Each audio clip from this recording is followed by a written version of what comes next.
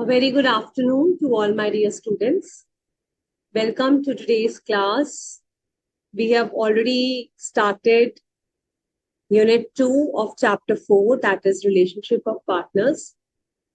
And I hope you have revised what we have discussed in the previous class. Good afternoon, Padula Parthi, Gunjan, Sandeep, all those who have joined with us.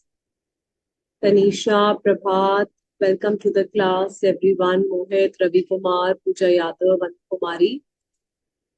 So I hope students, you don't have any doubts in the previous lecture, and today we will be moving ahead and completing this unit 2. I have a query. Can I raise my hand? Okay, Padula Bharti, you can write down your query in the chat box, or if you want to discuss about it, you can just write in the chat box and I'll try to answer you.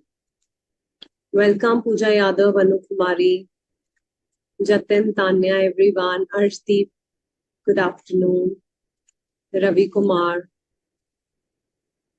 Tanya, all right. Yes, Padula Bharti, you can write down your query in the chat box and try to solve. So we have done in detail about all the rights and duties. Good afternoon, Priti, Rithi, everyone. Welcome to the class, students. So I know it's a Sunday afternoon, might be a little difficult for you, but that is the beauty of CA course. You have been studying yesterday also because you had a class, and today also you have a class. So, but the only humble request, as you all keep on asking how to remember, keep revising and be consistent with whatever work is being given to you by all the teachers. Keep revising it and keep doing all the work, okay? And gradually, when you sit for your exam, you remember all the information that has now get fed over here in your mind. Automatically, it starts coming back to your brain when you start writing the answer sheets. Okay? All right. So we have discussed in this chapter the basic rights and duties of the partners. What are the authority of the partners? We have started with the authority in which we were talking about the implied authority. So mutual rights and duties, I hope nobody is having any doubts because we discussed this previously. Also, we revised this in the class. Then rights of the partners was discussed in detail. Partnership property. So my question to the class is, can we call goodwill the partnership property? Can we call goodwill?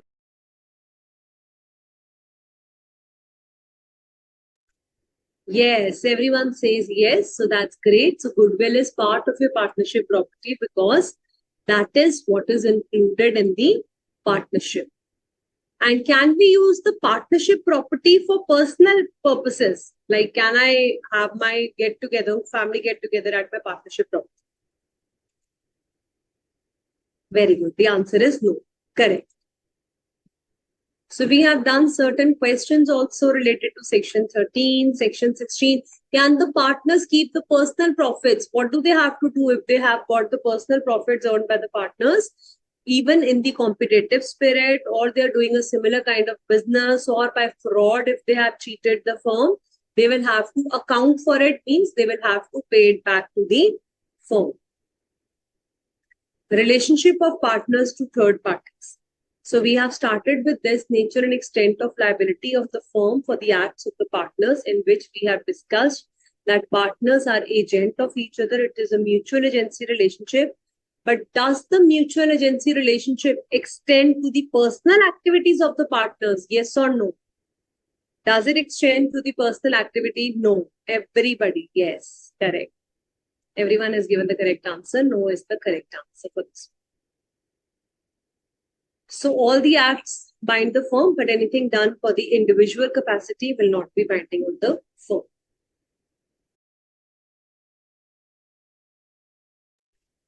Then we discussed under section 19 the implied and express authorities of the partners.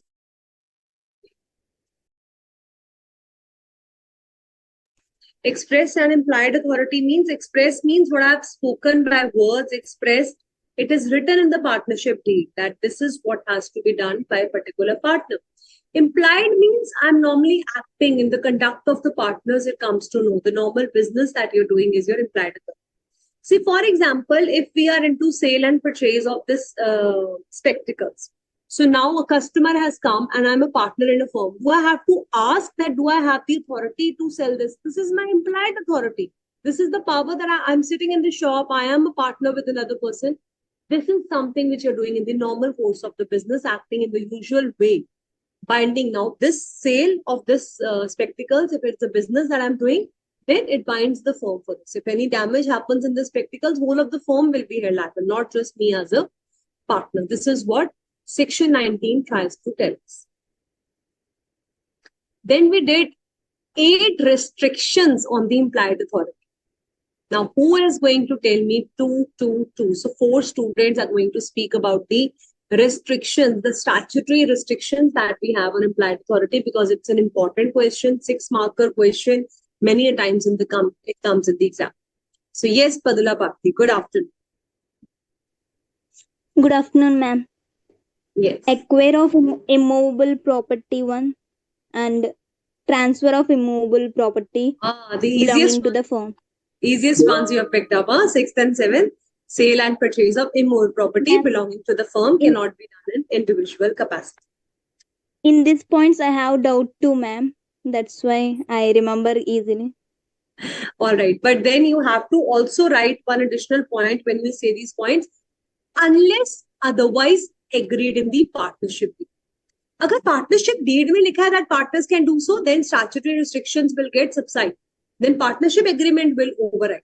All right. So you have to remember, unless otherwise agreed in the partnership deed, you cannot do this. All right. So Padla Bharti, for the doubts, we'll come back to it. First, let's complete this question.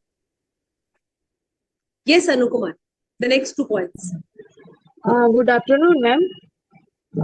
Good afternoon. Partnership behalf of the firms, and second, opening bank account behalf of the firm of the business. Yes, you cannot open bank accounts in your own individual name on behalf of the firm. Well done, Anu. All right, Sandeep, next 2. Any 2, I mean.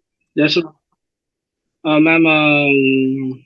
Distribute return to the business in the firm. Submit under arbitrator. So can we go to the arbitrator or we cannot go to the arbitrator if you're partners? No, ma'am. We cannot. Very good. Very good. Okay. Any other point? And ma'am, acquire immovable property on behalf of the firm. Okay. You cannot acquire immovable property. Yes, Sri Krishna, the remaining 3 points, the toughest ones. Ma'am, entering into partnership on behalf of firm. All right. This was also done. Any other? Withdraw suit filed by a firm. Excellent. You cannot withdraw a suit which is filed by the firm. All right. The last 2 which are left, Arjun.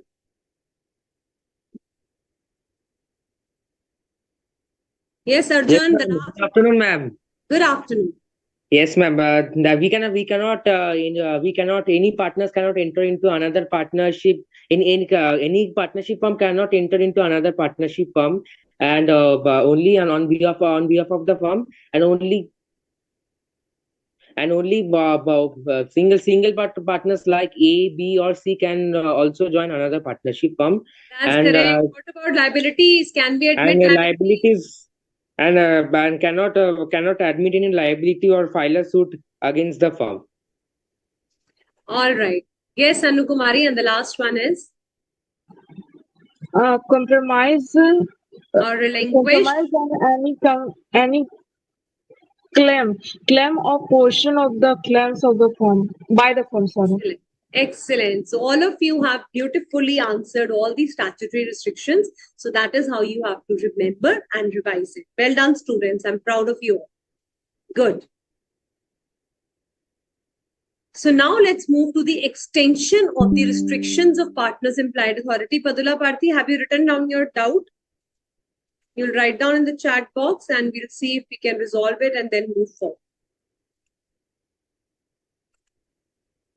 In statutory restrictions, they are saying you cannot acquire a movable property, but in section 14, they said the purchase of assets. No. See, there is a difference between now you're selling that property. You have bought the capital and you have bought the assets from the home. That is your capital contribution, Padula Bharti. Under section 14, partnership property, it is your property, but you cannot sell it individually.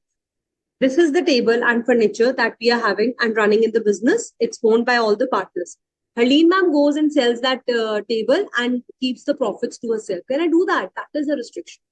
Partnership की property है immovable property, and it is talking about immovable property first of all. It is talking about the land, buildings, and other assets. You cannot acquire the immovable property on behalf of firm's name. Means I have taken a lot of property on the name of my firm. You cannot do that. And I'm transferring that which is belonging to the firm on my name. I'm transferring it. That is not allowed. That is prohibited. That is restricted unless and otherwise it is clear. All right. Now, extension and restriction of partners' implied authority. What is this point trying to take?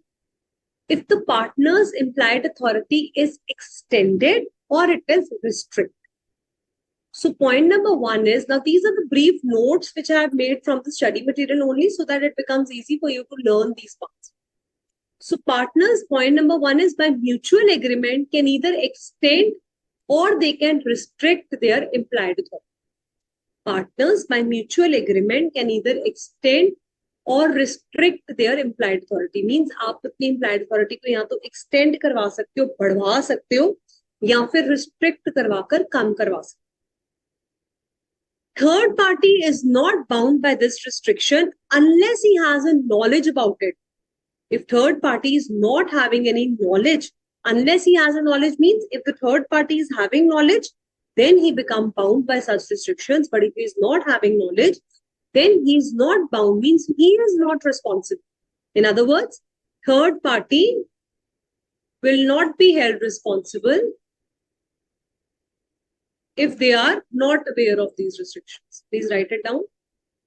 Third party will not be held liable if he is not aware about these restrictions. So what are the 2 points in the section 20?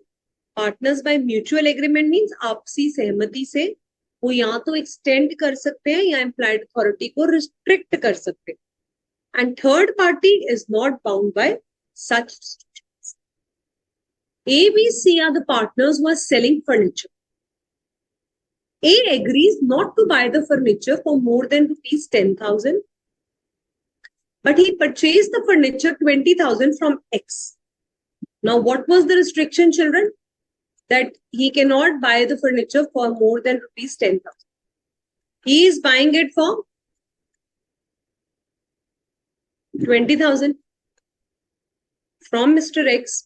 X is a third party. Who is X? X is a third party. If third party is not aware, उसको नहीं पता कि A के ऊपर limit लगी हुई है 10,000 की. He is not aware of this restriction. Then he can claim this money from the firm. Then he will go to the firm and he will claim this money. But if X is aware of this restriction that yes, A cannot purchase for more than 10,000, still he supplies him furniture for more than 10,000, then he cannot claim it from the firm. In short, if X is aware of restriction, he cannot claim the money, excess money. If he is unaware about restriction, then he can claim the whole money from the firm.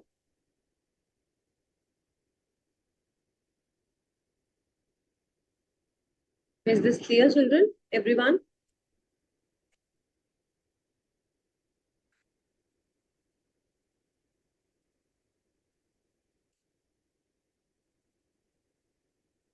Now let's talk about the liabilities of the partners to third parties, section 25, 26 and 27.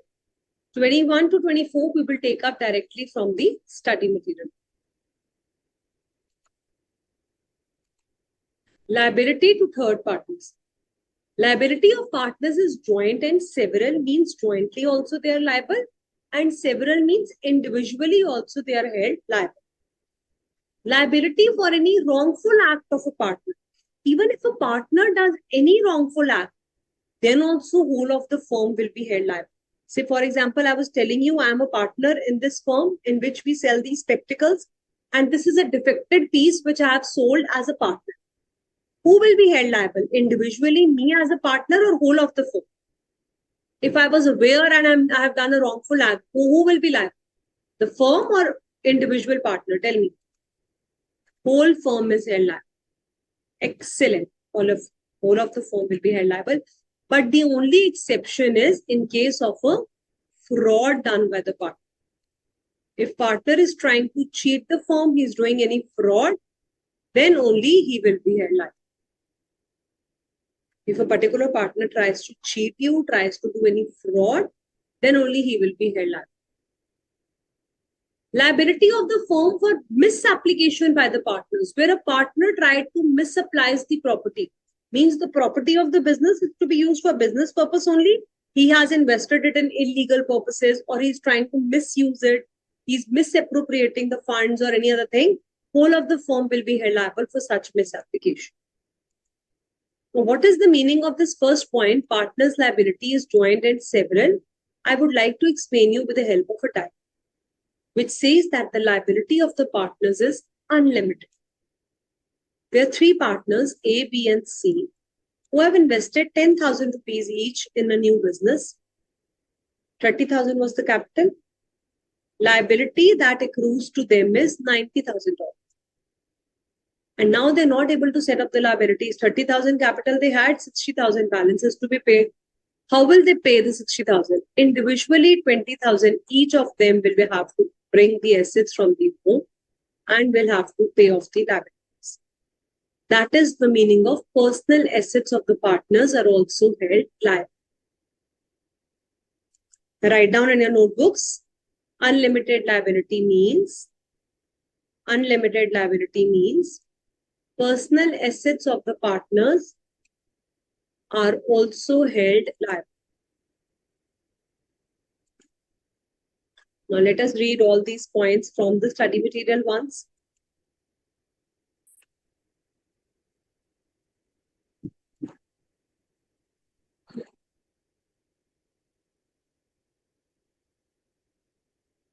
What will happen if a partner invested the firm's money outside with the consent and earns a profit and secretly gives? Prabhat Roy, in your question that you have written in the chat box, section 16 will become applicable. When you talk about personal profit, section 16 comes into. Yes, Shubheg Mantri, you have raised your hands. Ma'am, Yes. ma'am, I want to ask that, ma'am, in that presentation you have said that partners are liable to pay 20,000 equally. Ma'am, it depends on the ratio of the partnership deed, that on the which ratio the partners are sharing profit and losses, or they have to bear the loss equally.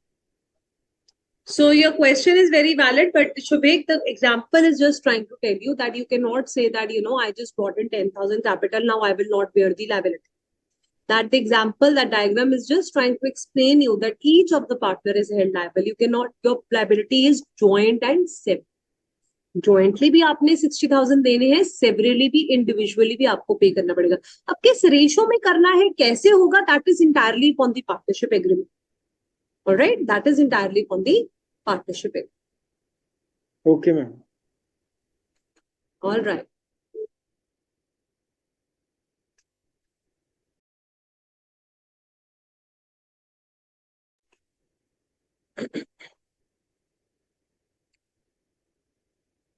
Prabhat Roy, the question that you were asking, please refer section 16. It is entirely related to personal profits. You will have to count for the firm. Section 17 we have already done. 18, 19 we have done. This example we have already discussed. Section 18. Have we done this example? Let's do this example number 6. Section 20 we have just discussed in the class. Book की language समझ नहीं आ रही ma'am. पूजा यादव हिंदी में समझाइए. बेटा पूजा यादव हिंदी में मैं साथ साथ आपको समझाऊंगी, but we have students from south. If I'll take full lecture in Hindi, they will not understand. So we'll try to keep Hindi and English mixed. आपको जो ना समझ आए बेटा वो पूछ लेना. और आपने लिखा है बुक की लैंग्वेज समझ नहीं आती. बुक में लॉ लिखा हुआ है, मेरे नोट्स में मैंने उसी लॉ को सिंप्लीफाई करा है, बट आपको जहां पे लीगल प्रोविजंस लिखनी जरूरी है पेपर में आपको वो लिखनी पड़ेगी, उसके लिए आपको याद करना पड़ेगा. Okay. A partner borrows money for 1,000 in the name of the firm, but in excess of his authority. Means borrow कितना कर सकता था? 1,000 नहीं borrow कर सकता था, ज़्यादा borrow कर. And he utilizes in paying off the debts of the firm. Here that the firm has contracted debt suggests that it is a trading firm and it is within the implied authority to borrow the money. This implied authority may be restricted between the partners. Now, if B is unaware, B थोड़ी ना यहाँ पे कुछ कर सकता है. B is unaware of this restriction, firm will be liable to pay back money to him. And if B is aware, then the firm can escape from this liability. Is that clear? The same example that I have taken in my notes related to Mr. X for third party, here they have taken B as a third party. Clear, children? Now, a very interesting part, section 21 is very briefly given over here, but it is something about which we have already discussed, and 3 marks question comes in the exam related to this. Partner's authority to act in an emergency. You remember I told you in the first class a case of fire being occurring in the partnership firm, and one of the partner jumped in the fire to save all the files. So partner के पास authority है, point number 1. To act in case of an emergency, point number 2. Point number 3, to do all the acts for protecting the firm from any loss. Point number 4, as a man of ordinary prudence would done under such circumstances, and it binds the firm. Point number 5. So there are 5 points that you have to learn. Example will come in the exam where he has given you a case study. Mr. A jumped into the fire, or Mr. A suffered so much loss just to protect the firm from the loss. Now what will happen? Number 1, this is the partner's authority to act in an emergency. He has this authority. It is the duty of the partner to indemnify that partner for any loss. It is the right to be indemnified. All these 3 things you have to mention.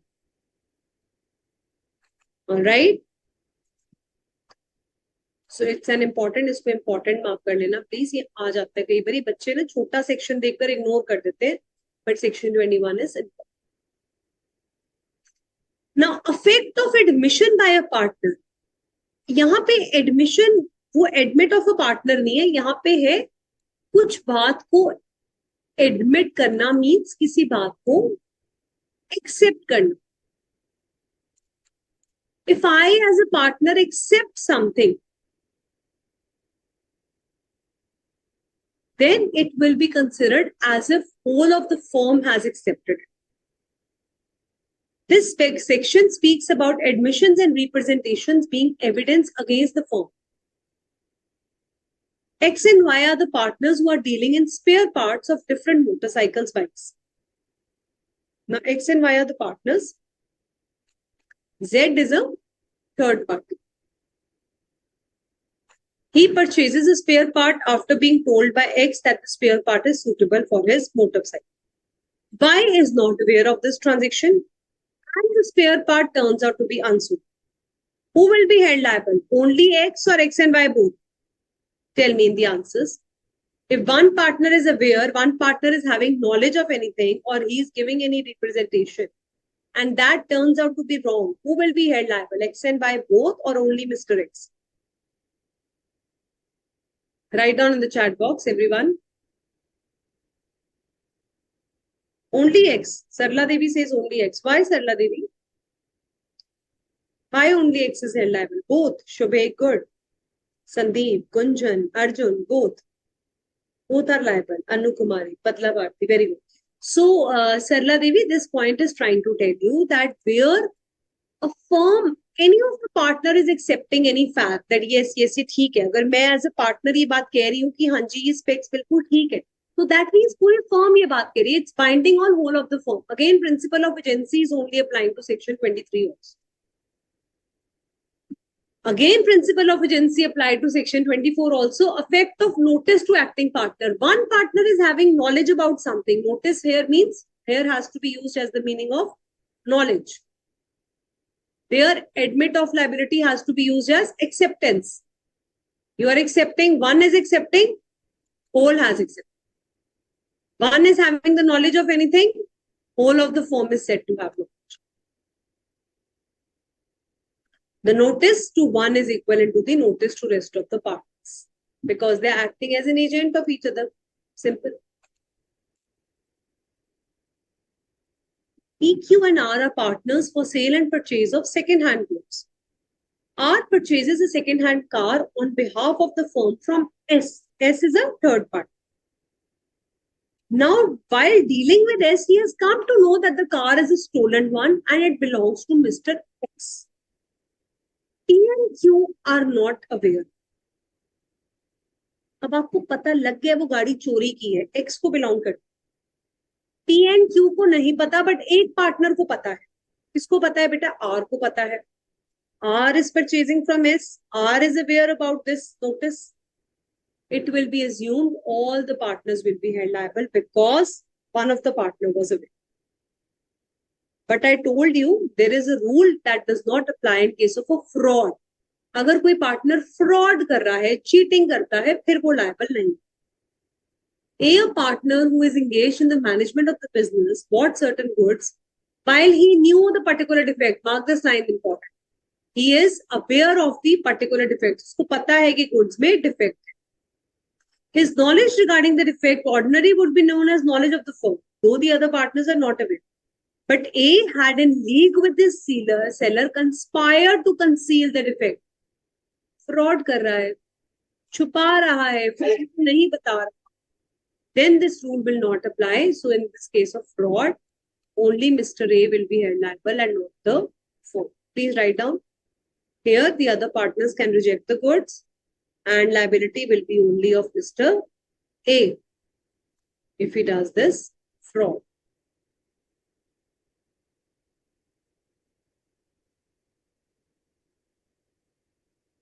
So liability of the partner to act for the firm. Section 25, I told you joint and several liabilities. Certain persons have been found to partners, but when the act of infringement of trademark took place, it was held all the partners will be liable for this infringement. So this is the meaning of jointly and severally means together also they are liable. Now, section 26, I told you in the ordinary course of business and within the authority if the partner is doing any wrong act. One of the partner is in coal mine acting as a manager was guilty of personal negligence. इसको थोड़ा ध्यान से समझते हैं. Coal mine क्या होता है? जहाँ पे कोल वगैरह एक्सट्रैक्शन हो रहा है, वहां पे ना काम बड़े ध्यान से करना होता है. बर्निंग हॉट होता है.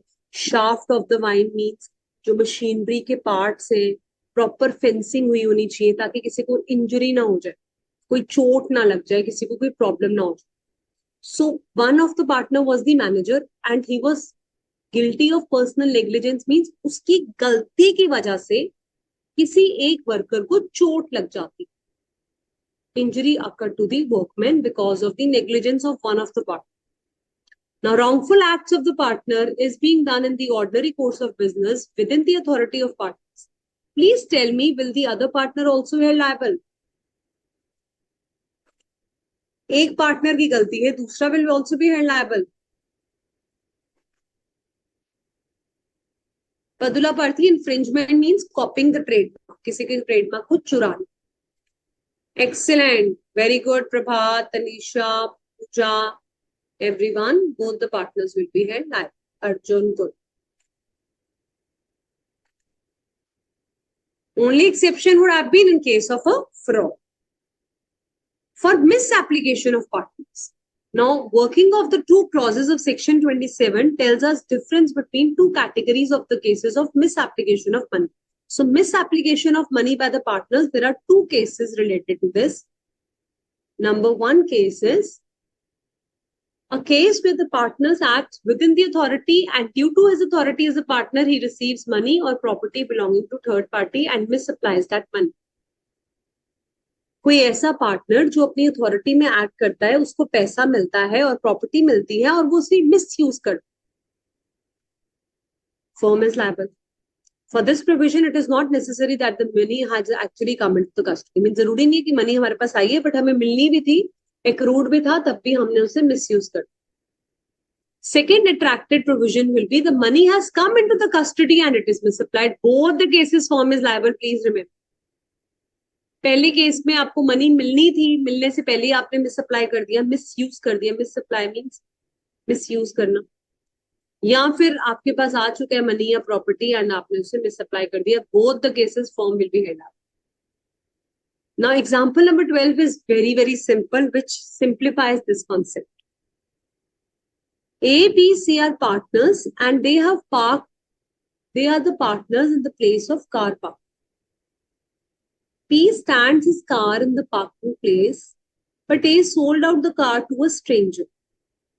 So they were the partners of a car parking place. Children, when you are a partner of a car parking place, do you become the owner of the car when parking has been done? Never, ma'am. Mr. P came, he got that payment done and he parked his car. And A sold that car to a stranger. Can we say misapplication of firm's property has been done? Now, it is not firm's property, it is misapplication of the property. किसी के asset को आप misapply, misuse कर. So, for this kind of liability or a wrongful act, whole of the firm will be held liable, not just Mr. A. Whole firm will be held liable.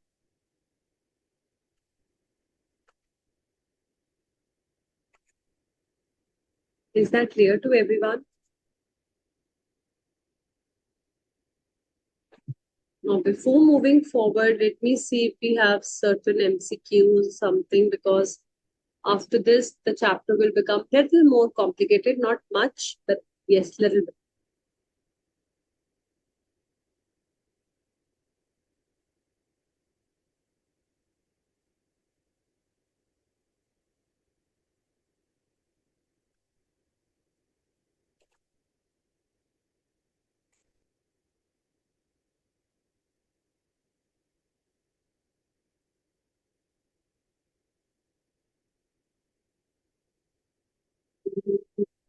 All right, let's do this question.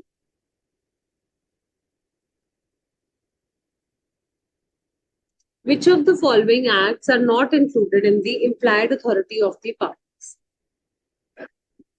Tell me which is the correct option.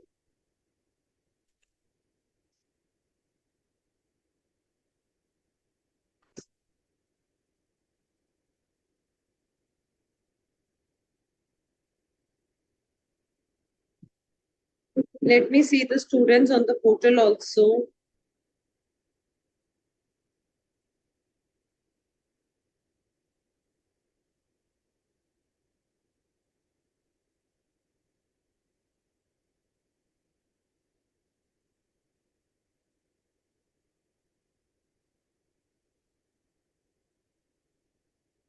Please send the correct answer for this one.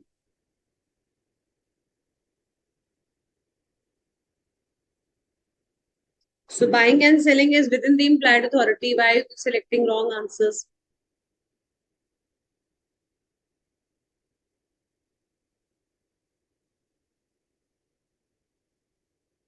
Read the question carefully, children. What is he asking? Miss Sabni is asking difference between clause A and B. Okay. Tanugiri is giving C as the correct answer. Girish Rao is asking book की same language लिखनी होती है क्या? Girish Rao, I told you earlier also, again I'm repeating, compulsory नहीं है, आप same language लिखे, but meaning change नहीं करना लो. Niranjan Mali, Avni Khanse, Sameer Singh, Sakshi, all of you, welcome to the class and we can get your questions. Okay, Avni, I will explain you this point. Absolutely correct. All of you have given the correct answer. Question 3C is the correct answer. If a partner commits fraud in the conduct of the firm, then he shall indemnify the firm for any loss caused to it by the fraud. He is not liable to the firm, he is liable to the partners, or he is liable to the third party.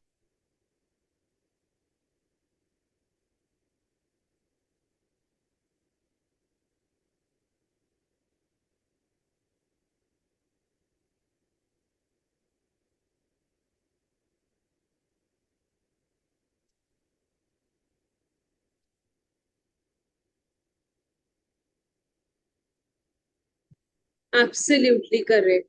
For the fifth one, option A is the correct answer. Everyone has answered it correctly. No, Tanya, you're wrong by you saying option D. Arshdeep is selecting something else.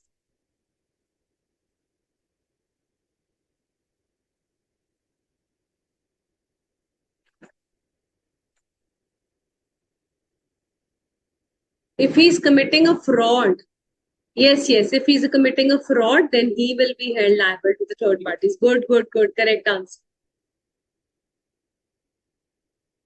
Somebody's answering for something else. Children, when I'm asking a particular question, then please select that question and answer.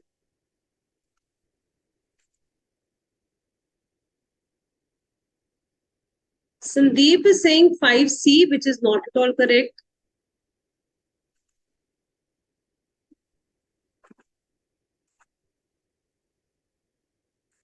All right, Gunjan, Bhanu.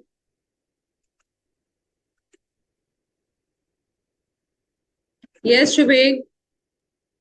Ma'am, ma'am, in Yes. this point, ma'am, A and D can be combined or not? No. Ma'am, but So why? you cannot, you have to choose one out of the MCQ. How can you choose two options? No, ma'am, if this question comes in a form of long one, can we combine these 2 points? Then you'll have to give assumptions. Let me first explain to the class, then you'll understand. Okay, ma'am. So if a partner commits fraud in the conduct of the business, then there is a different story to this. Now, again, like Shubheg asked a very quick question on the basis of case study, how you have to give an assumption.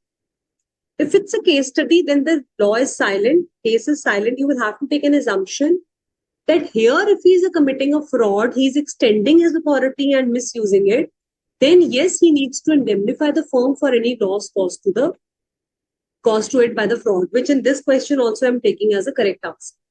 But why all of you are answering he is liable to the third parties, that is also correct as far as you're talking about the liabilities of the firm. Section 25 to 27 typically teaches you that the firm is jointly as well as severally partners are liable.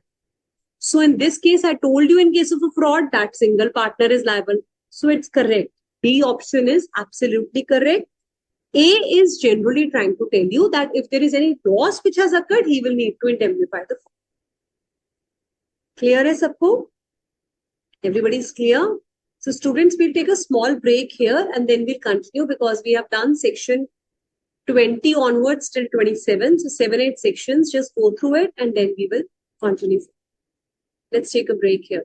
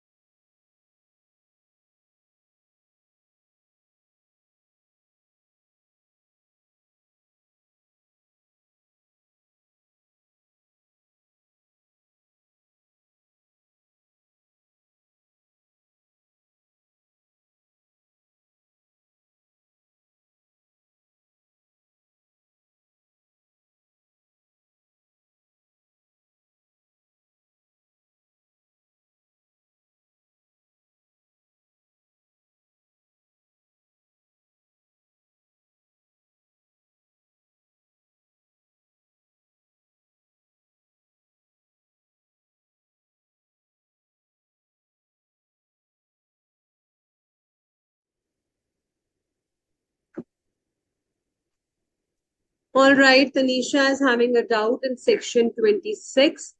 Ma'am, partner who did the fraud is liable to whom? To other partners, third party or firm. So the partner who has committed the fraud will be held liable to the third parties. So indirectly, we are saying that the firm is not liable. That particular partner is liable only in the case of fraud. Otherwise, if there is no fraud, if it is a case of notice, admission, or representation by the partner, then whole of the firm is held liable for each and every action of a partner. Is that clear, children? All right. Any other doubts? Shri Krishna, what have you not understood in section 24? Ask me.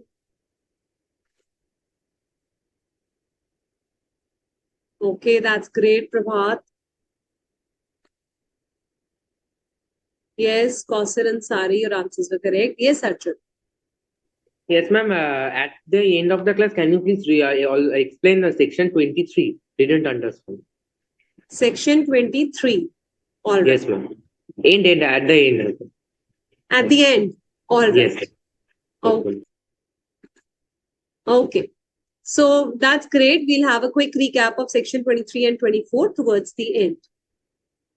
Now let's move to another section, that is section 29, rights of transferee of partners in trust. So here is the case of sub-partnership that you were asking me on the very first day. Who is a sub-partner? First of all, children, whenever a new partner is joining the firm, consent of all the partners is mandated. And if the consent of all the partners is not taken, then it leads to dissolution of the firm. So for introducing any new partner, consent of all the partners is mandatory. That is what we have to remember. And failure to take the consent, firm can demand for the dissolution. Point number 3, the interest in the partnership firm can be transferred to another person. Now, what is this interest? Either the profits or the assets of the firm. In section 29 is not the case of admission of a partner. Section 29 is not the case of admission of a partner. That is what we do in section 31. Admission of a partner is in section 31. Then what is transferee? Here in section 29, we are typically talking about the transferor and the transferee. So there are 3 partners, A, B, C in a partnership firm, each having a share of 10%, 20%, and 30%. This is how the profit sharing ratio was divided. 1:2:3. Now C wants to transfer 10% of this 30% to Mr. D, a sub-partner. So 10% of 30% means 3% of whatever profits he'll be getting, 3% of that he wants to give to Mr. D. Interest means either the profits or the assets of the firm.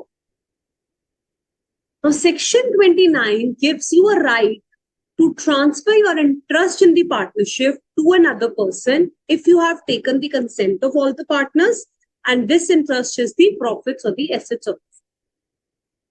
Point number 4 gives you what are the rights of the transferee. Now, who is the transferor, children? Mr. C is the transferor. जिसको transfer करा गया है right, वो है transferee. That is Mr. D. So, what are the rights of Mr. D? Number 1 right is he only receives his share of the profits as declared, and he has no right to conduct the business or ask for the accounts and inspect the books. Now, when this A, B, and C are 3 partners, so C has transferred his rights, 10% of the rights to Mr. D. So, for example, the profits were 30,000. So, A gets 3,000, 10%, 20%, 6,000 isko mila, 30%, 9,000 isko mila. 9,000 में से 3% he has given to Mr. D. Is that clear? He has given it to Mr. D. Now, what will be the rights of Mr. D? D will only get whatever share. He is entitled to 3% share of the profits. He will only eat 3% of the share of profits. अपने share में से उसको हिस्सा देगा. He will only get those profits. And can he check the books of accounts? No, ma'am. He has no right to conduct the business. He has no right to inspect the books of accounts. This is what is written under section 29, subsection 1.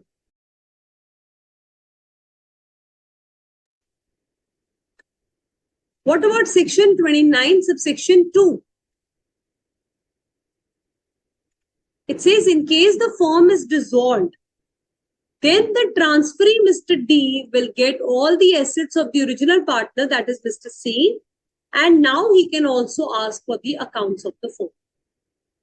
So if this firm is dissolved, it's coming to an end, then he will get all the assets of the original partner, and now he can also ask for the accounts of the firm. So to sum up, section 29, subsection 1 deals with the business. When the business is in continuation, transferee cannot inspect the books, he cannot interfere with the conduct of the business, neither can he ask for the profits more than what he was required to be received. And when the firm comes to an end, it's dissolved, then he steps into the shoes of the original partner, he gets entitled to all the assets of the original partner, and also he can inspect the accounts. Is that clear to everyone? This is what is clearly written in your chapter also. We can have a quick go through.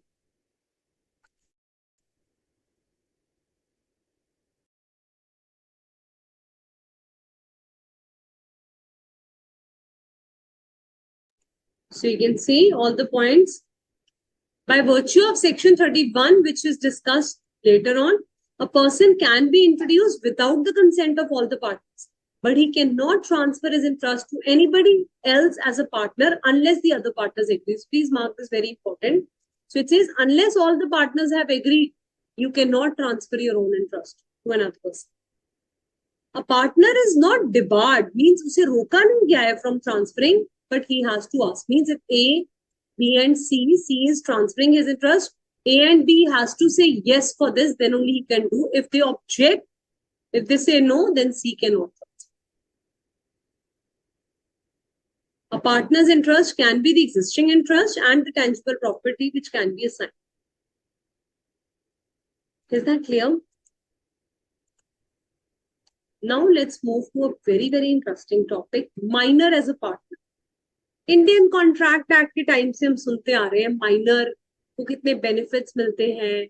Minor can not be a partner in the firm, but under section 30 he can be admitted in the firm to join for the benefits of the firm.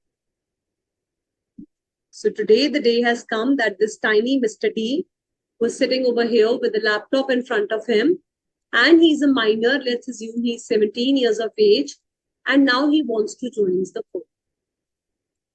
First of all, Indian Contract Act told us that the contract with minor is not valid. In fact, it is void ab initio. Remember, any contract with minor is void ab initio. And where was it written out? Mohori VV versus Dharmodas Ghosh. There was a leading case law which tells us that there is no contract with a minor is valid. All right. No contract with the minor is valid. Minor is not competent to enter into a contract. But section 30 allows the minor to become the partner if the partnership firm is already existing and the consent of all the partners have been taken to admit this minor for the benefits of the partnership. So number one, here also under section 30, consent of all the partners is required, and only for the benefits of the partnership he can be joining the partnership firm.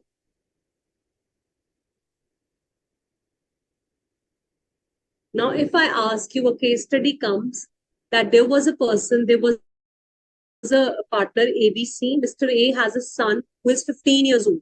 Can he join the firm? Can he join the partnership firm in which Mr. A and B and C are partners? So your answer will be yes. Here the provisions of section 30 of the Indian Partnership Act will come into picture. Though any contract with minor is void ab initio, he cannot become a partner, but section 30 gives him the eligibility that he can be admitted for the benefits of the partnership. Means he's only entitled to the profits in case of a partnership firm. This yellow is not all looking good. Let's pick up another color. not visible in fact. Yes. What are the rights of the partners?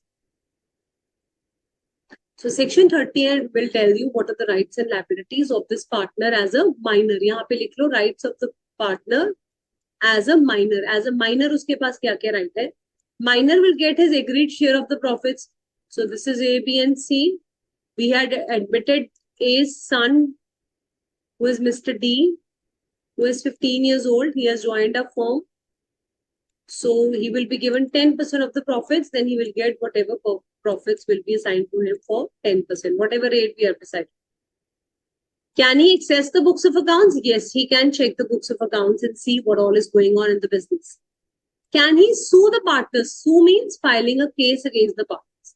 Yes, he can file a case against the partners for the accounts or his share, but for that, he will have to cut his connection with the firm. For that, he will have to cut his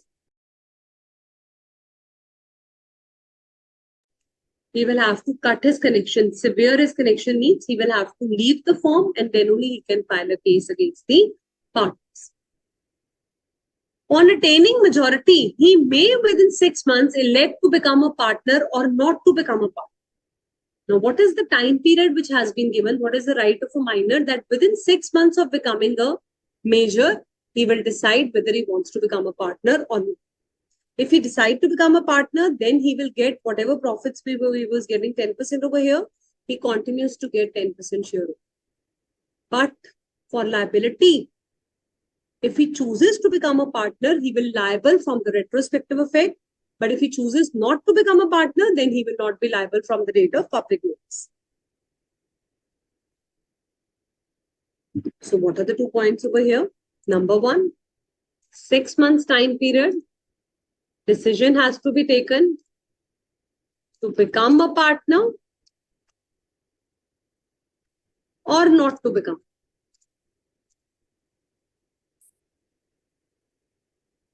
If yes, then liable to all outsiders with retrospective effect. ये आगे लिखा हुआ है, मैं आपको दिखा दूंगी कहां.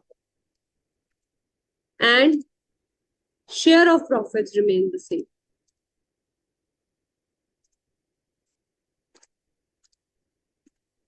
And if not becoming a partner, then no liability from the date of giving public notice. Please, everyone will write down these points. From the date of giving a public notice, he will have no liability.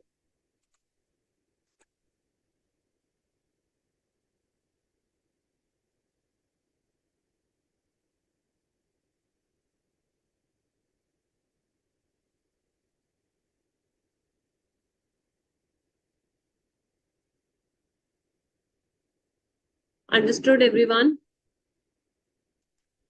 Padula Parthi, you have written section 29, subsection 1. Beta, kya nahi samajh aaya usme? What have you not understood in that? Yes, ma'am, both of Alfia, Tasneem, good, your answers are correct. Nishtha, your answers are correct. Akshat Jain. Okay, Akshat Jain. Nandini Gupta, good, your answers were correct. Okay, Karan Srivastav, definitely your answers are coming on the portal, so don't worry. Mr. Karan. Tanugiri and Avni, your answers are also coming.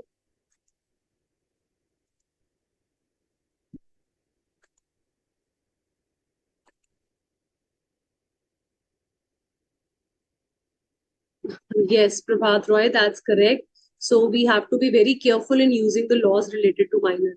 Tanisha ने valid question पूछा है, ma'am minor में public notice क्यों देना होता है? Because child, when you are a partner as a minor, at least the outsiders are aware. Na? Now you have become a minor. Now you have become a major and you have taken a decision to become a partner.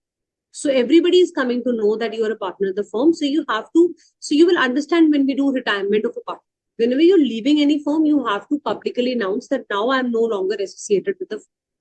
Reason being, if he's not announces, he becomes liable from the retrospective effect. Retrospective effect, I will just explain you in a while. Everyone has written. Let's move ahead. Now liabilities. Liability of the minor is only to the extent of his share and profits. बच्चे यहाँ पे जो rights है ना, rights for being before minor है. Minor है तो उसको right of profits मिलेगा, access करेगा books को and sue कर सकते हैं on attaining majority. So sorry, sue कर सकते हैं after cutting his connection with the firm. Liability क्या है? Only to the extent of his share of profits. He has no personal liability. क्या minor की liability unlimited liability कह सकते हैं? Yes or no? Can we say that minor has unlimited liability? Yes or no? No, ma'am. Very good. Sandeep, Padula, Parthi, Bhanu, Prabhat, everybody. No is the correct answer. Why? Because his liability is always limited to his share of profits. Minor can be declared insolvent. The answer is no, ma'am. Minor can never be declared insolvent. Minor को कभी दिवालिया नहीं निकल सकता. In fact, अगर firm insolvent declare हो जाए, तो किसको अपॉइंट करा जाता है? ऑफिशियल असाइनी और ऑफिशियल रिसीवर को अपॉइंट किया जाता है to sell off all the assets of the firm in order to pay off the liabilities. And here liability side minus share of profit will be given on proportionate basis. That means whatever share of profit minor has, even if the firm is declared insolvent, minor will get his share of profit. ऐसे लिख लो simple language में. Even if the firm is declared insolvent, please write down. Even if the firm is declared insolvent, minor will get his proportionate share of profits from the official assignment.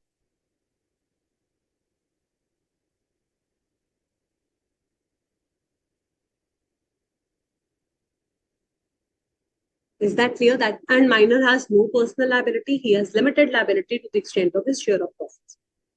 Now here comes your 6 months point. After attaining majority, within 6 months of attaining majority, so 1st July 24, a minor joined my firm. On 1st October 2024, this minor, it was minor's birthday and he has become major. 18 years of age child. Now he is 18 years of age, he has become major. Within 6 months of his attaining majority or on obtaining knowledge that he has been admitted, इस line को भी 1 minute के लिए छोड़ दो. पहले मुझे ये बताओ, what is the date which is 6 months from the date of attaining majority? If his birthday was on 1st October 2024, on what date, till what date he has to give a public notice?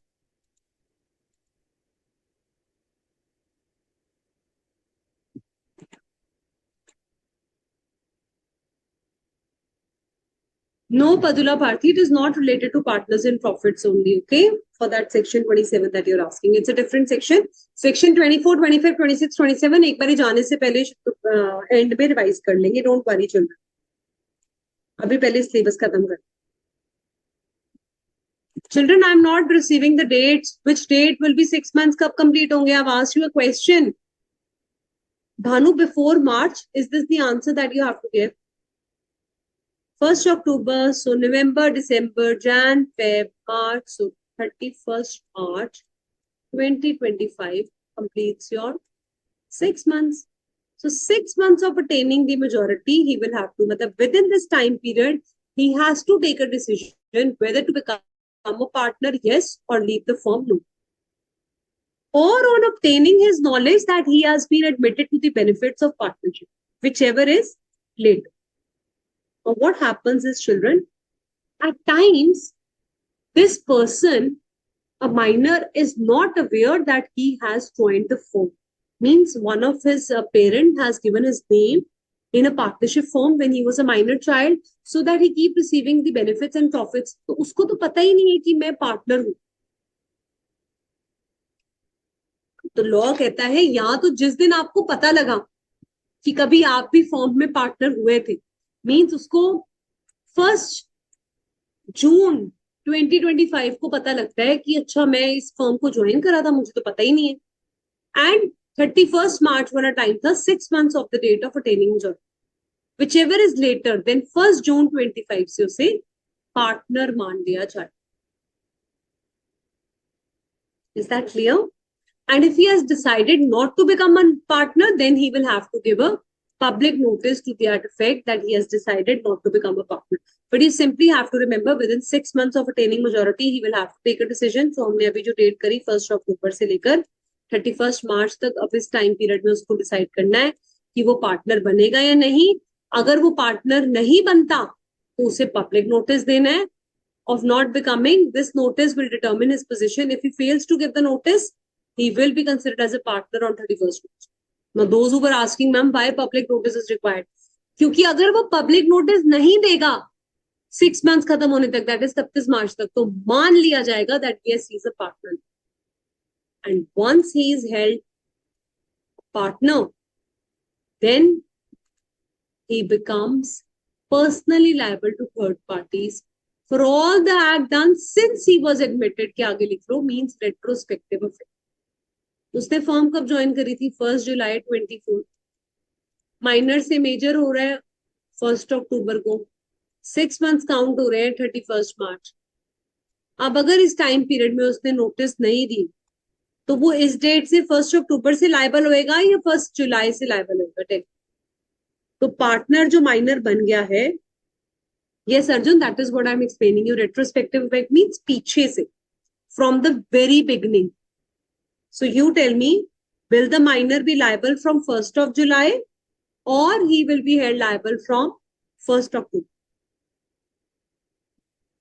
From 1st of July, the date on which he has joined the firm. Everybody has given the correct answer. That's great. So if he has decided to become a partner, then he will be held personally liable to the third parties for all the acts done, and his share of the profits and the partnership remains the same to which he was entitled. तो हम पहले भी आपको 10% share दे रहे थे, अभी भी आपको 10% शेयर ऑफ प्रॉफिट ही दिया जाएगा in that. So it's a very important decision if minor becomes a partner or failure to give the public notice. उसने public notice नहीं दिया तब भी मान लिया जाएगा कि वो पार्टनर है. या तो आपने हाँ कर दिया पार्टनर बनने के लिए, या फिर आपने पब्लिक नोटिस नहीं दिया तो आप पार्टनर मान लिया जाओगे.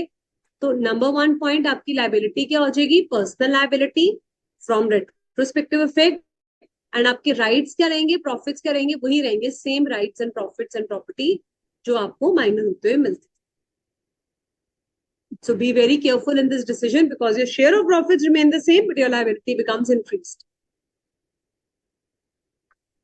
And if he chooses not to become a partner, then till the date of public notice, he will have his rights and liabilities. He will not be liable for any acts after the public notice. And also he can sue the partners for his share after giving a notice to the registrar whether he has decided to become a partner or not. He can also file a case against the partners. अब suppose एक minor था Mr. X. He does not want to become a partner and firm उसको share of profit ही नहीं दे रही है. उसने कहा तू तो partner बन नहीं रहा, अब हम तुझे तेरा profit भी नहीं देंगे. तो वो केस फाइल कर सकते हैं पार्टनर्स के against for his property and his share of property. But he has to give the notice to the registrar of firms that whether he has decided to become a partner in the firm or he has decided not to become a partner.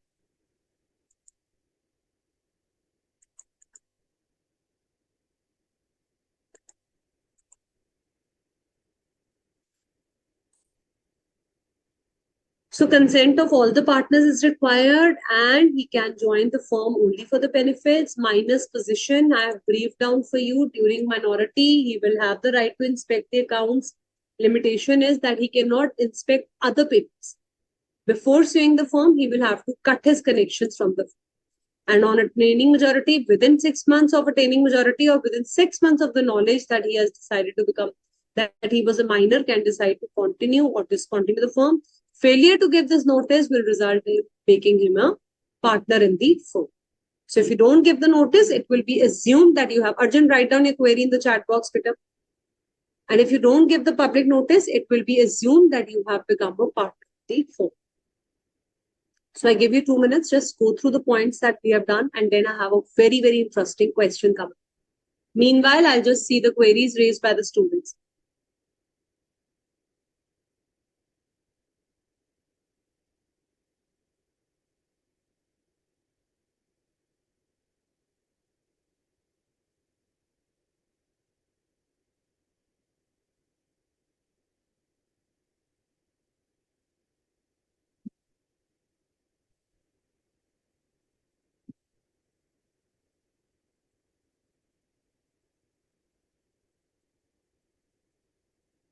Good, good, good.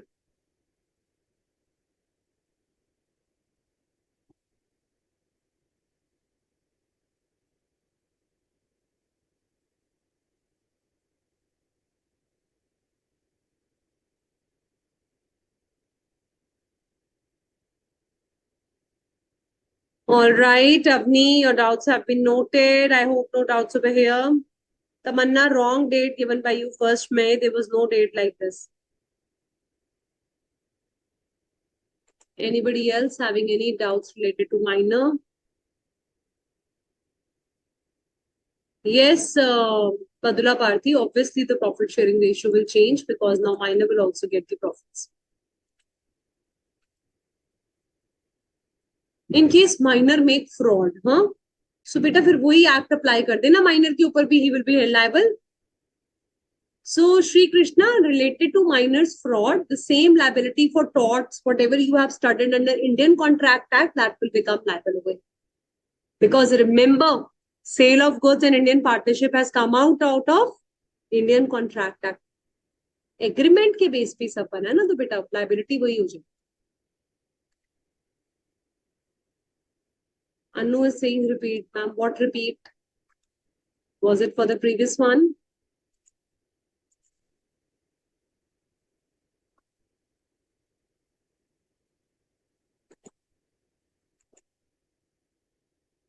Retrospective effect. I hope, Arjun, it's clear now.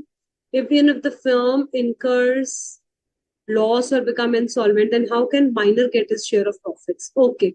Very interesting question, Arjun. Yes, Anu. Ma'am, that time I have a question that in liability, before attending liability, next page B number, there you tell some points I not even written. That one I want to repeat. Which one, beta? Which one? Please keep writing along with that. Here. Second, before attending majority. Yes, B number. This one. Yes, ma'am. Minor has no personal liability means minor will never be held personally liable. So Anu Kumari, I told you for that assets, other partners were liable to bring the assets from the home. These pieces are आपको देना था ABC 3 partners. Minor को नहीं आप ऐसे कह सकते. Minor is only liable up to his share of profits. Personal liability कुछ नहीं होती minor. ठीक है? Okay, ma'am. Thank you, ma'am. All right, beta. Now Arjun has asked this third point. Minor cannot be declared insolvent. ये वाला point काफी बच्चों को नहीं समझ आता है. इसमें क्या कह रहा है? He's saying when the firm becomes insolvent, child, who is appointed? First of all, tell me. When the firm becomes insolvent, an official assignee is appointed by the court. He will take all your assets, he will sell off the assets, and वो balance sheet में liabilities देखेगा and उन liabilities को pay off कर देगा. अब हो सकता है the assets in the firm were up to rupees 6 lakhs. When he sold all these assets, he got 6 lakh rupees. And the liabilities were 10 lakh rupees. And they were the major creditors, Mr. P, Q, and R, whom the firm owned 10 lakhs. So now the firm only has 6 lakh. So हो सकता है इन सबको 3.33 देना था. Assume कर रहे हैं हम एग्जाम. तो फर्म ने इनको प्रोपोर्शनेट 2 लाख 2 लाख 2 लाख देकर काम खत्म. क्योंकि हमारे पास इतने एसेट्स ही नहीं है, इंस्टॉलमेंट हो गई फर्म. तो PQR के साथ माइनर भी जाकर खड़ा हो जाएगा. वो बोलेगा मुझे मेरा शेयर ऑफ प्रॉफिट्स दो. So whatever proportionate amount that comes out to be, he will get his share of profits along with the other creditors. जो बाकी हम लेनदारों को पैसा दे रहे हैं, माइनर को भी हमें पैसा देना पड़ेगा. Instead of using his share of profits in paying to the outsiders. Is that clear, everyone?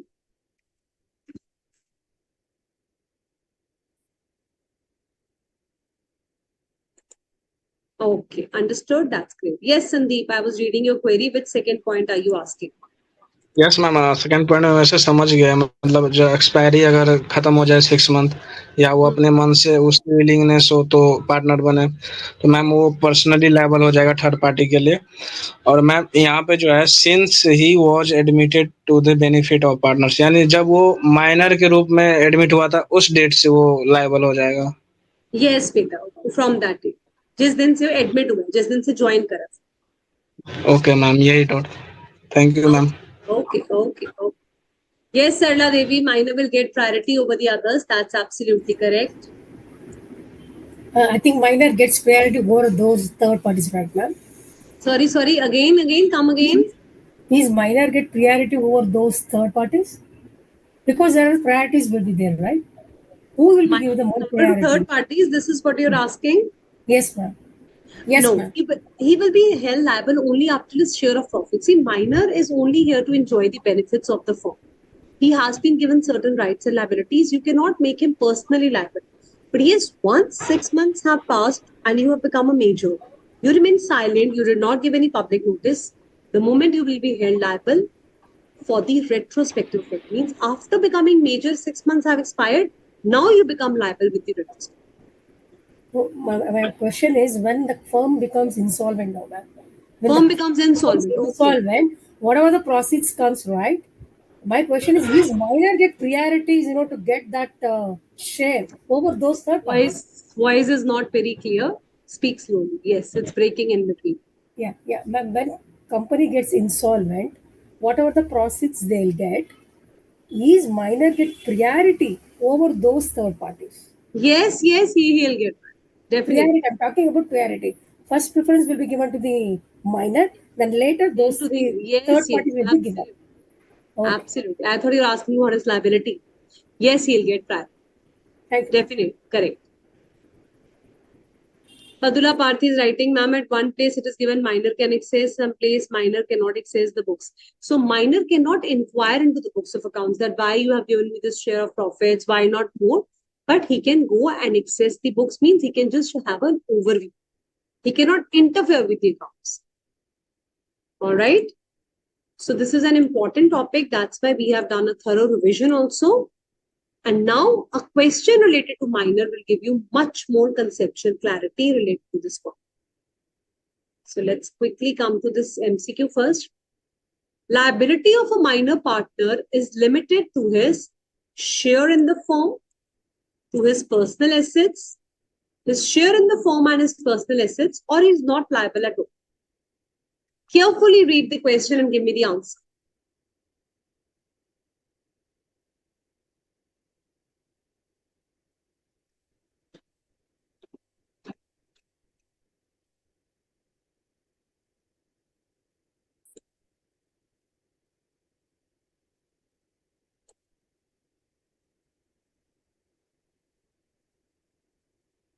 Wrong, Padula Bharti. How can you say that he's not liable?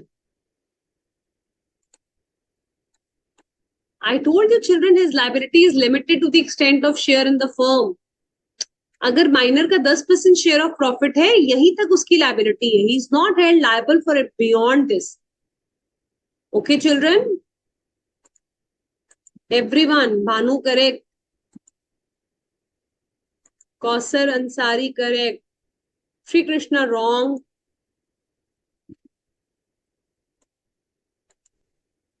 निष्ठा correct,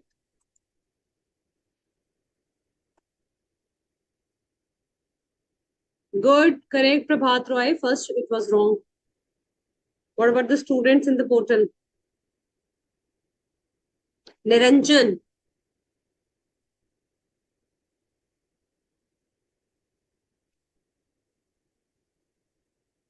okay, correct. Avni, yes, Avni, then he is not required to give a public notice. If he has decided to continue with the firm, then there is no need of public notice. Public notice is required only when you decide to leave the firm.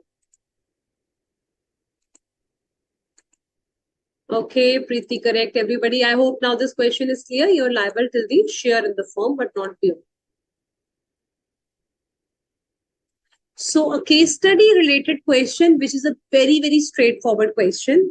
Now you will read this question because even if a case study comes, it will be related to this, which will be taking out the legal position of a minor partner under the Indian partnership after retaining majority when he opts to become a partner of the same firm, when he decides not to become a partner. How will you write the answer? Let your brains flow out. Open your books. Feel free to cheat it. But I want you all to write the answer now in the chat. Everybody, I give you 5 minutes. I give you 3 to 4 minutes to frame the answer and write it. And I'm going to see your queries meanwhile in the portal also. Everybody is going to address this.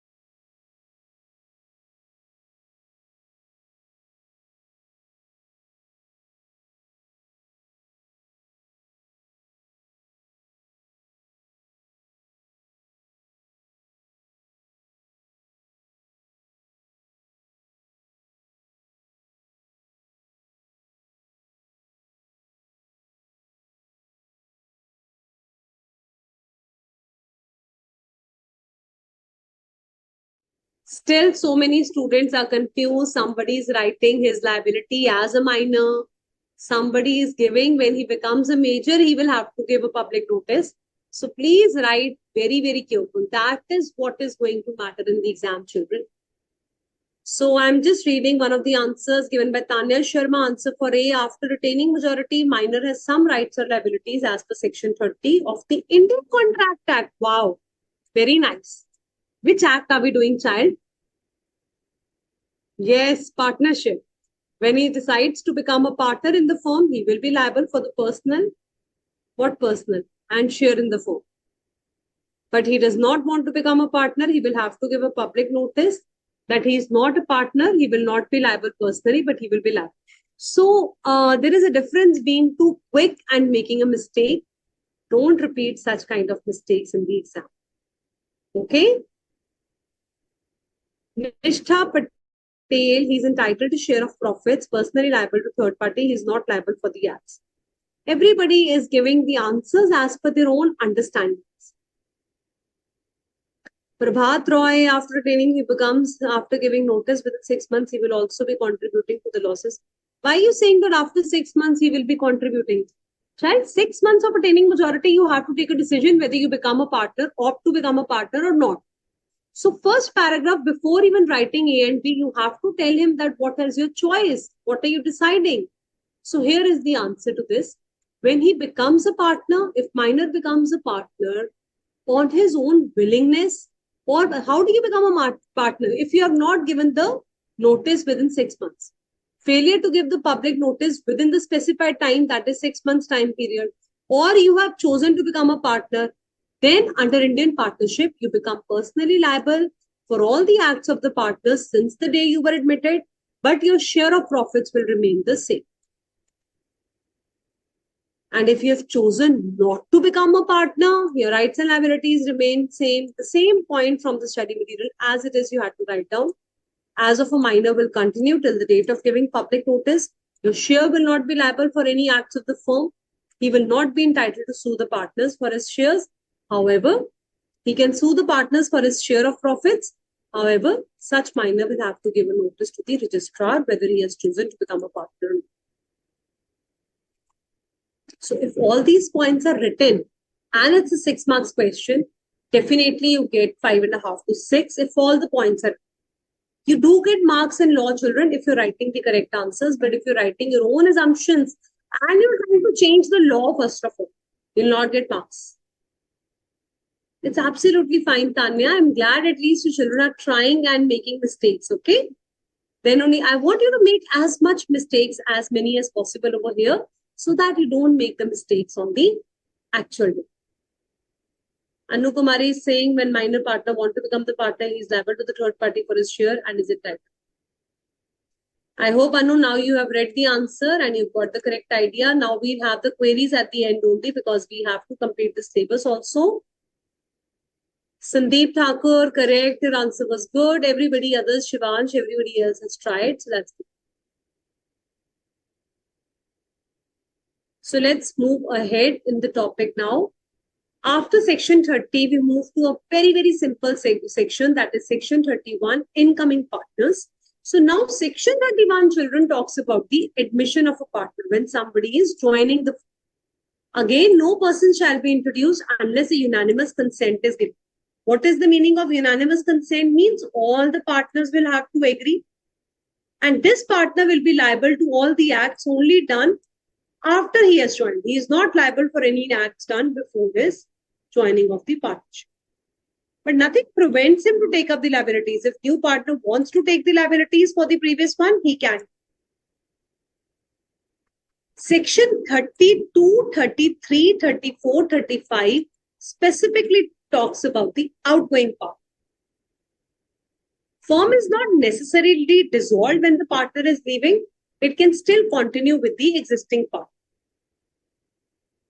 Now here, section 32, we'll be talking about the retirement of a partner. When a partner is retiring from the firm, then what happens?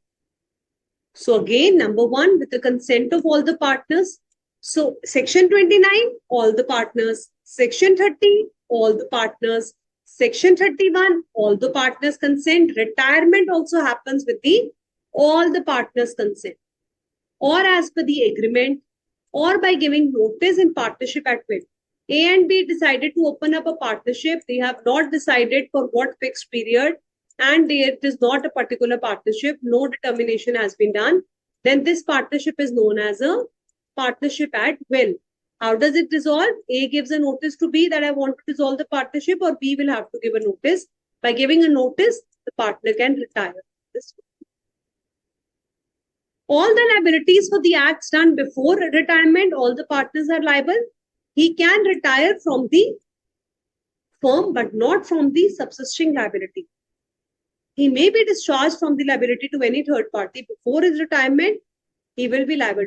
So if there are three partners, A, B, and C, and a debt was accrued on 1st November 2024. A liability was incurred on 1st November 24.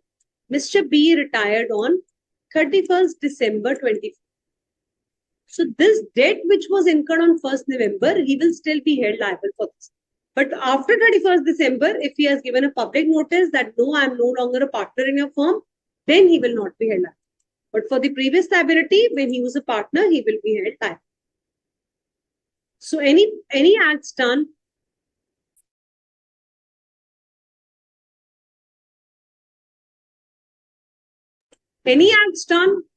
after he has left the firm till the time of public notice, he will be held liable. He will not be liable to third party who is dealing in the firm without knowing that he's a partner.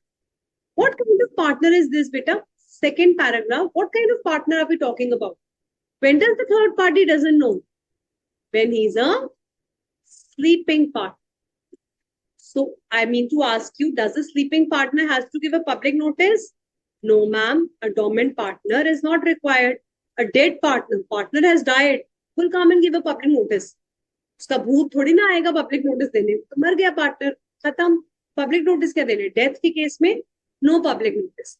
Insolvency court declare करता है, court ने पहले announce कर दिया under insolvency code you're insolvent, no public notice is required. Sleeping partner, वो तो बेचारा वैसे ही स्लीपिंग पार्टनर था, फॉर्म में आता ही नहीं था, किसी को पता ही नहीं है, तो उसको पब्लिक नोटिस नहीं देती. Notice can be given by the retiring partner, means active partner को ही notice देने, or any the partner of the reconstituted firm, कोई भी दे सकते.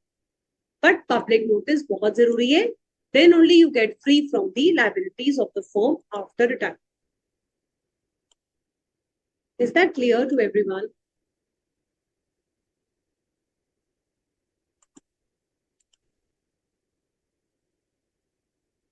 Subsisting liability means the liability which is already existing when he was a partner. Section 32 done. Section 33, very, very important section, very interesting section, and again, examiner's paper. Expulsion of a partner. A partner may not be expelled. Expel कर देना means to throw out someone from the firm. निकाल देना.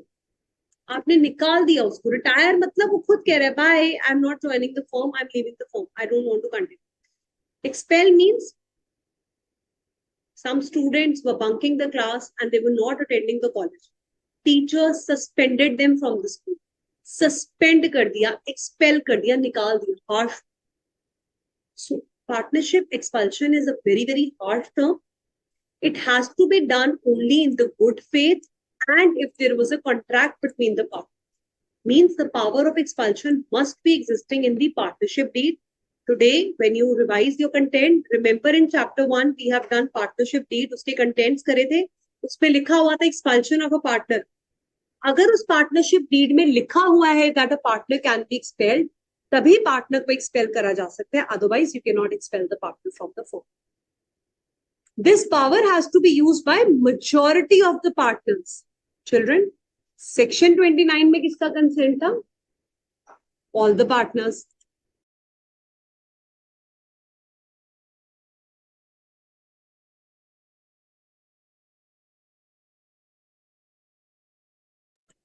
Let's go. Okay. Power has been exercised. Section 29 में क्या था? All the partners. Section 30 में all the partners. Section 31 all the partners. Section 32 all the partners. Section 33 में क्या है?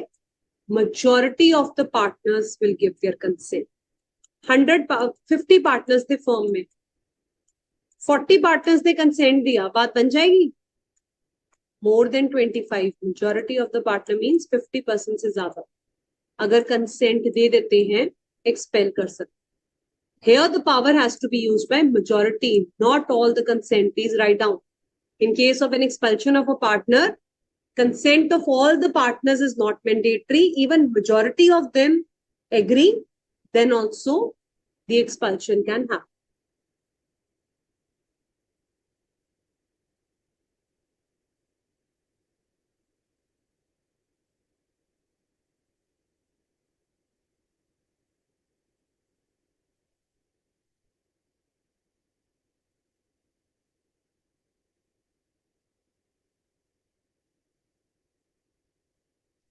And this power has to be used in good faith. Meaning of good faith. You said that I am not liking this partner. Let's expel this from the firm. Can you expel a partner just because you don't like his face or you're not happy with him? Is it a valid reason? You need a very good reason. He is doing some misappropriation of funds. He has done some kind of wrong things in the firm. Then only you can. It should be for the benefit of the firm. Has been exercised in good faith. के आगे लिख लो. Means this power should be exercised only for the benefit of partnership and not out of personal grudges. So 3 conditions are important. Number 1, the power of expulsion must be given in the partnership deed. It has to be exercised by majority of the partners and it must be exercised in good faith. Kishan, we will listen to the queries at the end, please. The power of expulsion must be in the interest of partnership. The partner who is being expelled has to be given a notice and a reasonable opportunity being heard should be given. Now, children, Section 33 cannot be applied unless and until you have served him a notice. If you want any partner to retire from the firm, you will have to give him a notice. Look, this is the reason why we are asking you to leave the firm. And then he will come and he will give his reasons why he should not be thrown from the firm, or that is known as reasonable opportunity of being heard. आप हिंदी में सुनते हो ना, आपकी case की सुनवाई होनी चाहिए. मीन्स आपको कोर्ट में जज साहब बुलाते हैं, मैं जो भी कहूंगा सच के सिवा कुछ नहीं कहूंगा. उसको क्या बोलते हैं इंग्लिश में? Opportunity of being heard. आपको मौका मिलना चाहिए. अगर हम आपको फॉर्म से थ्रो कर रहे हैं तो आपको मौका दिया जाएगा कि if you want to say something you can come and speak. This is your right which has been given. So the expulsion must be in the interest of partnership. Partner to be expelled must be given a notice and an opportunity of being heard to be given. Then only the partner can be expelled.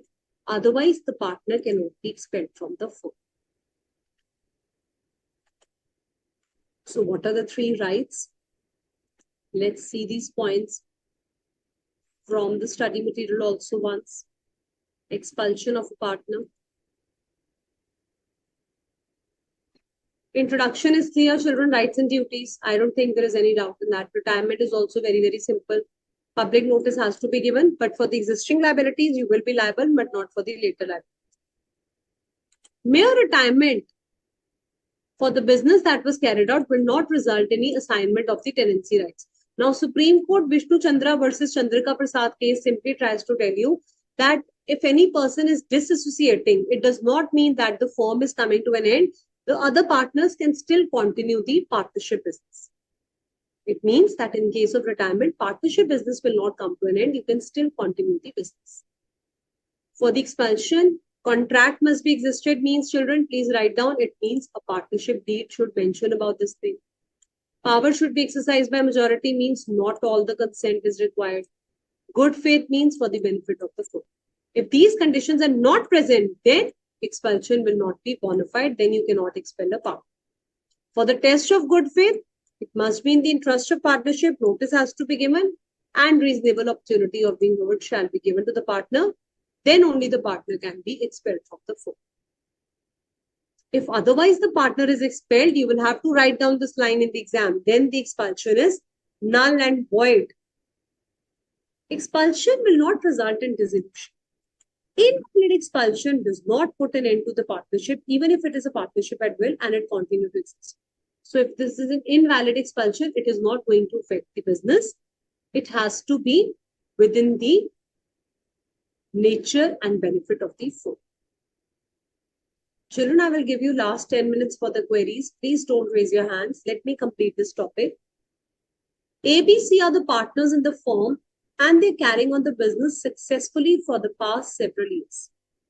Spouses of A and B fought in ladies' club on their personal issues and A's wife was hurt badly. A got angry on the incident and he convinced C to expel B from the firm. B was expelled without giving any notice. Can you tell me whether he can expel the partner from the firm? Is it a valid reason? Whatever they have done is fine? Yes or no? Think about example 14 and then raise your hands and answer.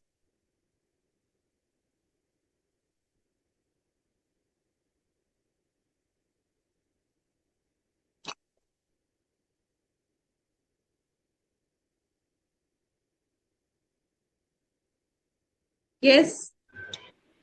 Yes, ma'am. It is no valid, ma'am, because it is not for benefit for firm.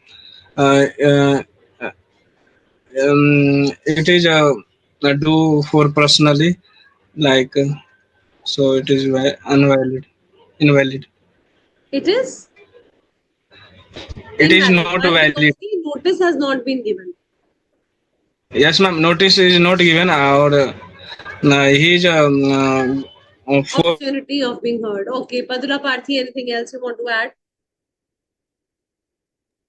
Yes, ma'am. On their personal issue, they had fought. It's not for the partnership, and they had not given any notice. So it is invalid, ma'am. Good, good. So that is what we have to write. A partner may not be expelled unless majority of the partners have agreed to it. And the power has been exercised by majority of the partners and it's been the good fit. If these conditions are not present, then the expulsion will not be bona fide. According to the test of faith, you have to make sure that the notice is given, it should be served, and the partner should be given a chance of being heard. Then we should remember, then only the partner can. So here the expulsion is not valid because the test of good faith requirement has not been met. Also, another reason you can give child is that the reason of having a fight between the wives cannot be a valid reason. You have to serve a notice. You should give the other person a chance to speak.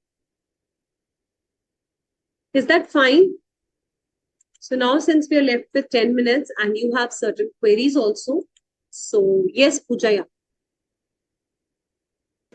Ma'am example 14 का ही answer देना चाह रही थी, वो बोल the same Give, था। give.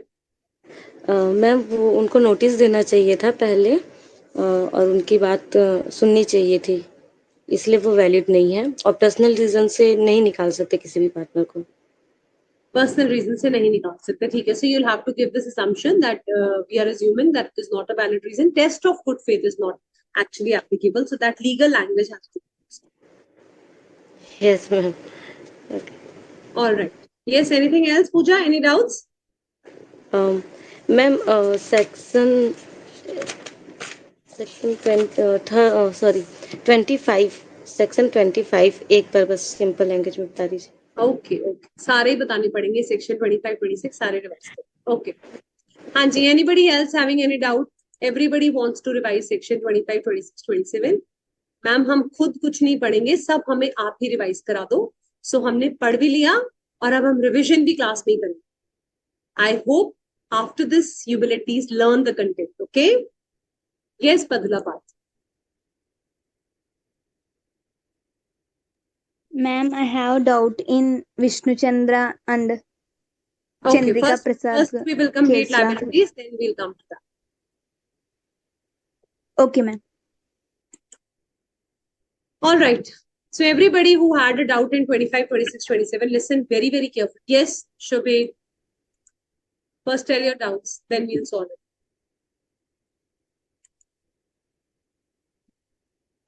Yes, Mr. Umkar.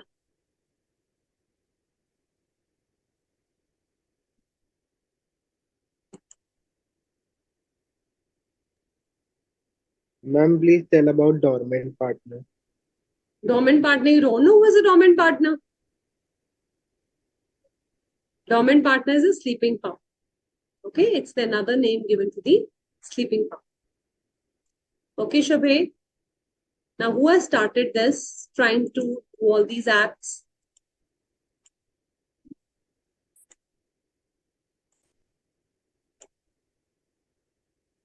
So, section 25, children, tells you what you have to remember over here is just this line, that the liability of the partners is jointly and severally liable. All the acts done within the authority, whole of the firm will be liable. That's it. Other same thing is given in the legal language. Any omission by all the partners which gives the right enforceable against the firm means कोई भी partner कुछ गलती करते हैं firm liable. But it must has been done while he was a partner. Partner होते हुए ही अगर उसने ऐसा कुछ करा है तभी firm liable है. आप firm छोड़कर चले गए हो, retirement हो गई, public notice दे दिया, then your firm is not liable. Certain persons were found to be partners when they act constituting infringement of a trademark. Infringement means आपने किसी का trademark चुराया था. नेस्ले वालों का ट्रेडमार्क आपने कॉपी करा था. आपको बताया था मैंने सेल ऑफ गुड्स में infringement भूल गए. Then they were liable for the damages arising out of this illegal infringement. It is immaterial whether the damages arose after dissolution of the firm. ABC Associates एक firm थी जिसमें 3 partners थे, mister A, B and सी. उन्होंने infringement करी, Nestle के trademark को चुराया और अपने फर्म में जोड़ दिया. अब जब उन्होंने फर्म डिसॉल्व कर दी और नेस्ले ने उनके खिलाफ केस करा, तो आप ये नहीं कह सकते कि अब तो हमने फर्म डिसॉल्व कर दी. अगर आपके ऊपर एलिगेशन है इन्फ्रिंजमेंट की, you will still, all of the partners will be held liable. Clear? Section 26 says ordinary courts and within the authority अगर आप कुछ भी करते हो, whole of the firm is held liable. But अगर आप fraud करते हो, then only that particular partner is held liable. Not the whole of the firm, then only that particular partner is held liable. इस case में हमने पढ़ा था workman को इंजरी हो जाती है बिकॉज एक पार्टनर की गलती थी. इस केस में the other partner was also held liable because यहाँ पे both the firm everything is, everybody is involved, wrongful act हो रहा है. Knowledge to one is the knowledge to another. Yes, Mr. Karan.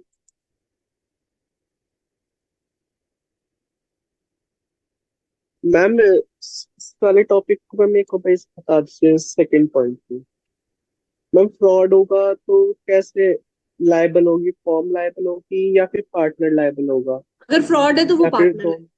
अगर फ्रॉड है तो वो पार्टनर लायबल है. ये यहाँ लिखा हुआ है बेटा सेक्शन 24 में clear. Okay. The only exception is in case of fraud, whether active or tacit. Tacit क्या होता है? Silent. Active क्या होता है? बोलकर. अगर आपने किसी तरह का फ्रॉड करा है, यहाँ पे आपको पता था, आप कंसील कर रहे हो फैक्ट्स को, आपने अपनी स्टडी में लिख लेना. Example 9 relates to fraud. ये सारे example 7, 8, 9, 10, 11, 12, 13, 14 are related to liability. सिर्फ एग्जाम्पल 9 में उन्होंने फ्रॉड से रिलेटेड बताया है कि यहाँ पे वो जानबूझकर कंसील कर रहा है, डिफेक्ट उसे पता है, बता नहीं रहा. या फिर सेक्शन 16 करता है, पर्सनल प्रॉफिट्स ले लेता है, then also he needs to account for the profits of the firm. Is that clear? Anyone still having any doubts? Then section 27 में डाउट आ रहा था किसी.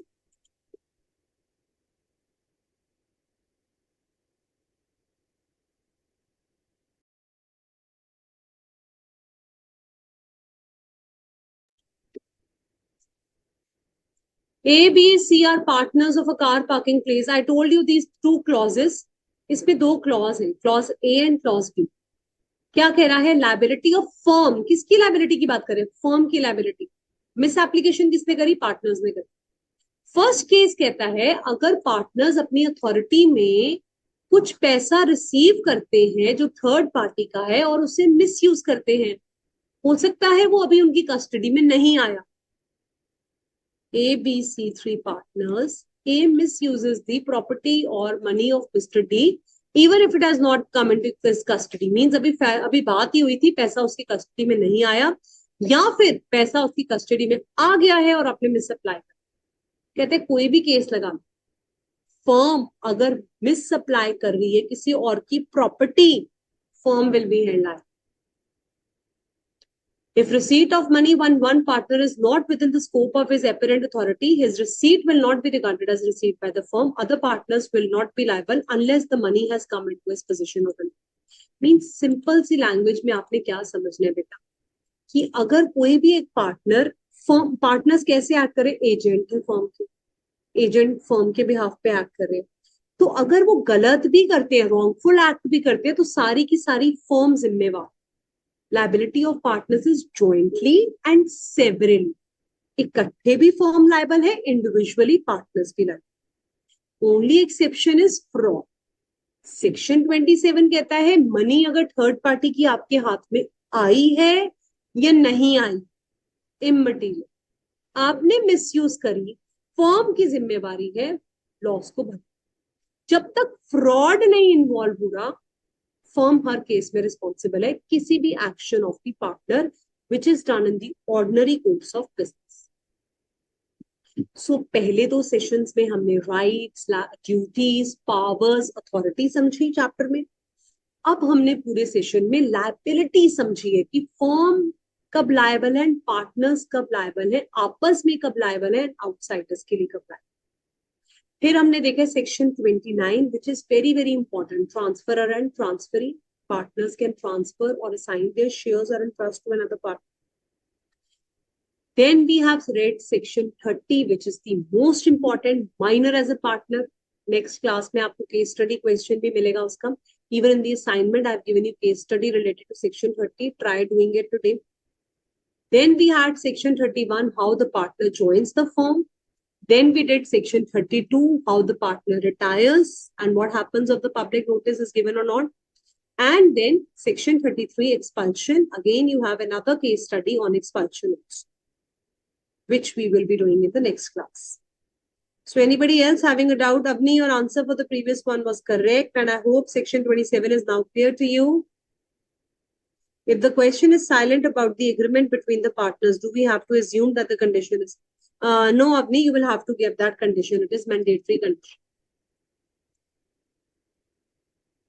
Okay. All right. So I hope nobody else is having any doubts now. Yes, your answer was correct, Shri Krishna. Okay, Sarla Devi, I hope your doubts are clear now.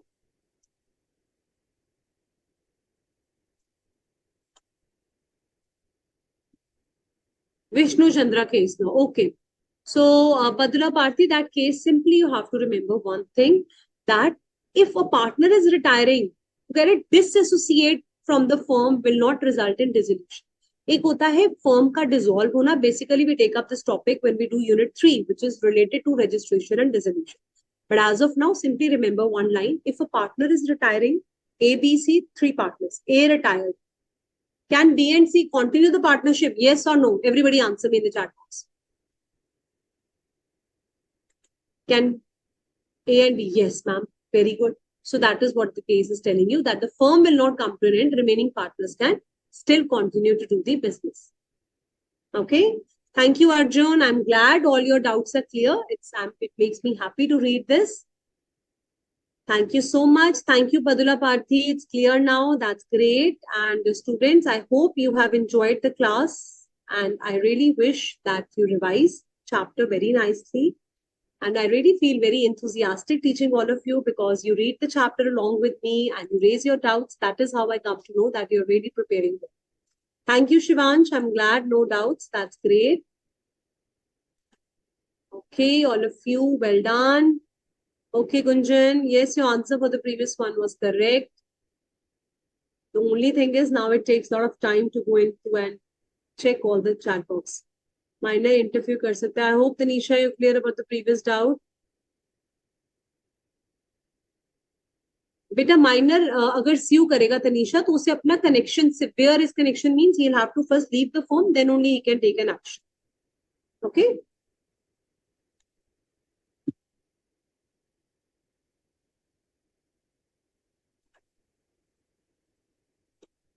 okay Shubheg, I hope now you're clear about the dominant partner. Alfia, all of you. All right, now I cannot say any doubts. I can only say thank you, mistress. So thank you, all of you. and please revise it. The way you teach and explain things make me learn and memorize very easily. Thank you so much, Arjun. And I request all of you to fill your feedback forms also, which makes us to understand how you're enjoying these classes. All right. Thank you, students. Yes, sir, we are done. Hanji, sir.